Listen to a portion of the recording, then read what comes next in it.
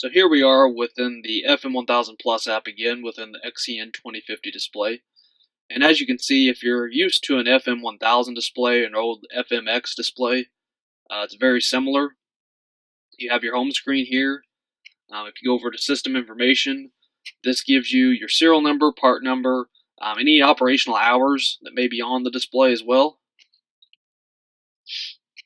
And you do have all of your settings down here. So open field used to be on the top right hand corner on the old FM1000 display, but this gives you the ability to open up a field, select your grower farming field, and open up a run screen.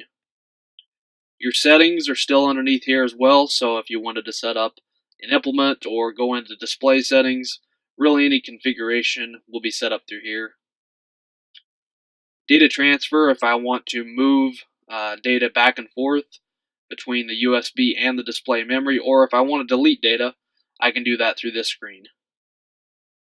And then any modules unlocks will be located right here, so that's any plugins that may be within the actual display that we want to utilize.